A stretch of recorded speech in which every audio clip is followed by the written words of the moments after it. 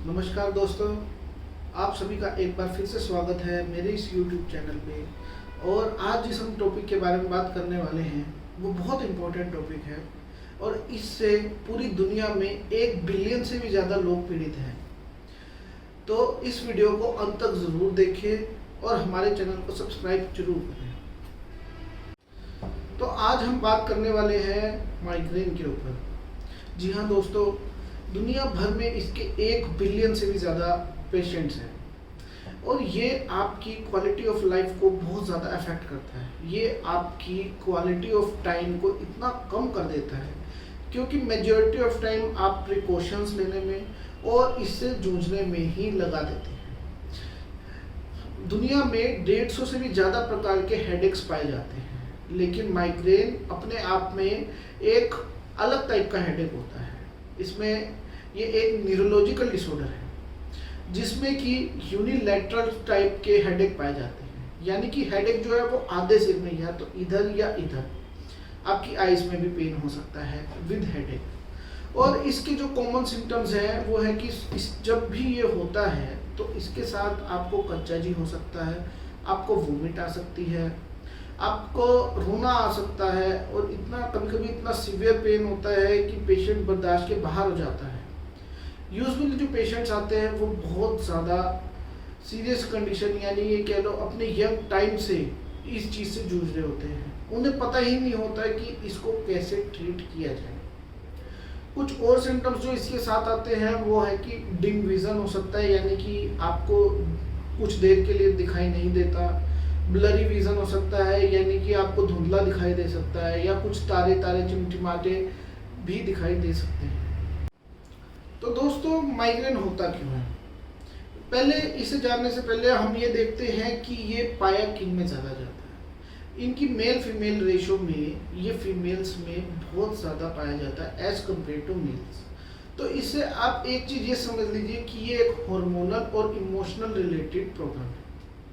इसमें कुछ exciting factors होते हैं, या ये कह लो कि प्री डिस्पोजिंग फैक्टर्स होते हैं जो कि इसको ट्रिगर कर सकते हैं, जैसे कि आपकी लैक ऑफ स्लीप या बहुत ज़्यादा स्लीप लेना। दूसरी चीज़ बहुत ज़्यादा साउंड या लाइटनिंग, जैसे कि आप पब्स में या फिर फंक्शंस में करते हैं। तीसरी चीज़ हो सकती है फास्टिंग।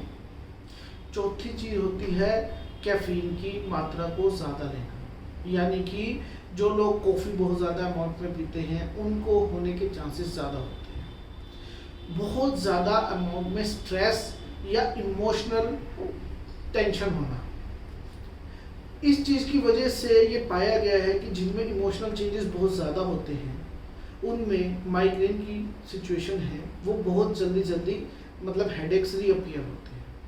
इसीलिए ये पाया जाता है कि कुछ जो फीमेल्स को यंग टाइम से ये होने लगता है वो मीनोपॉज में आके ये चीज़ जो है हेडेक्स की वो कम हो जाती है। तो माइग्रेन को हम 2 टाइप्स में बांटते हैं। एक होता है एपिसोडल हेडेक, एक होता है क्रोनिक हेडेक, यानी कि क्रोनिक माइग्रेन। अब एपिसोडल हेडेक में होता क्या है कि अगर जो आपको हेडेक वन साइडेड यूनिलैटरल अगर जो 15 बार या उससे कम 1 महीने में होता है तो उसे हम एपिसोडल हेडेक में कंसिडर करते हैं। और अगर जो आपको 1 महीने में 15 बार से भी ज़्यादा हो रहा है तो उसे हम क्रोनिक माइग्रेन में या क्रोनिक हेडेक में कंसिडर करते हैं। कुछ स्टडीज़ में पाया गया है कि जो प्रोसेस्ड फूड हम खाते हैं उसमें भी कुछ ऐसे केमिकल्स मिले होते हैं जिसकी वजह से हमारे जो एपिसोड्स हैं वो बढ़ सकते हैं। और कुछ स्टडीज़ में पाया गया है कि सीरोटोनिन जो कि एक हार्मोन है वो हमारे जब ब्रेन में रिलीज होता है तो ऐसी सिचुएशन होती है। तो दोस्तों, अगर जो आपको माइग्रेन की प्रॉब्लम है तो आपके साथ और क्या क्या हो सकता है हम अब इस बारे में बात करेंगे। अगर जो आपको माइग्रेन की प्रॉब्लम है तो आपको एपिलेप्टिक अटैक आ सकते हैं, यानी कि दौरे पड़ सकते हैं। आपको एंजाइटी डिसऑर्डर हो सकता है। माइग्रेन जो है one of the major cause है डिप्रेशन का, क्योंकि पेशेंट का हेड कभी ब्रेन जो है वो कभी ठीक ही नहीं रहता, वो हमेशा अपनी बीमारी के बारे में सोचता रहता है। चौथी चीज़ है कि आपको डायबिटिक या ऐसी कोई बीमारी हो सकती है, क्योंकि अल्टीमेटली ये आपके शरीर के ऊपर बैड इफेक्ट्स डालता है।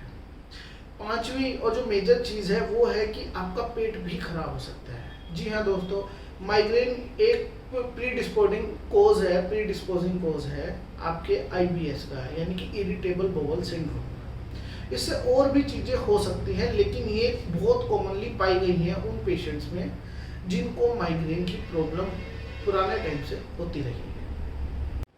तो दोस्तों, माइग्रेन का ट्रीटमेंट एलोपैथिक में जो होता है वो बेसिकली पेन किलर्स के थ्रू होता है, लेकिन हम क्या कर सकते हैं इसमें, यानी कि हमें पहले इसे मैनेज करना है अपनी डाइट से। उसमें सबसे इम्पोर्टेंट आता है कि आप प्रोसेस्ड फूड ना खाएं, अवॉइड कीजिए अल्कोहल को, एक्सेसिव कैफीन इंटेक को अवॉइड कीजिए और कोशिश कीजिए आप हेल्दी डाइट लें। मेजर एक इम्पोर्टेंट जो कि हार्मोनल और इमोशनल लेवल पे है, उसमें आप ये कर सकते हैं कि आप जो है एक इमोशनल थेरेपी ले सकते हैं, मैनेजमेंट कर सकते हैं, या आप मेडिटेशन कर सकते हैं।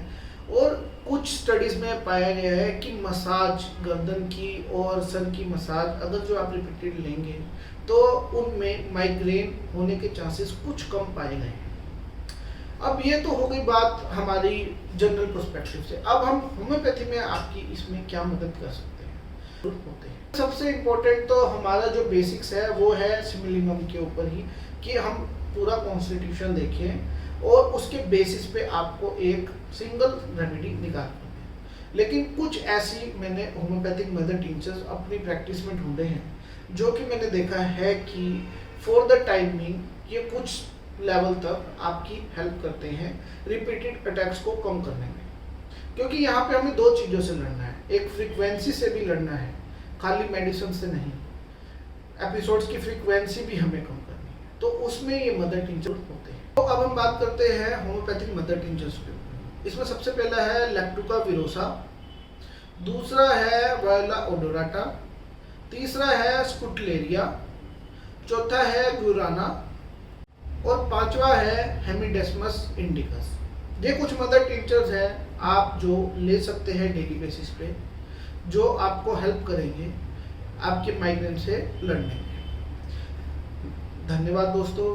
अगर जो वीडियो अच्छी लगी हो तो इसको लाइक और सब्सक्राइब जरूर कीजिए, और अगर जो आपको इससे रिलेटेड ट्रीटमेंट या कुछ और जानकारी जाननी हो तो कमेंट सेक्शन में ज़रूर हमें लिखिए।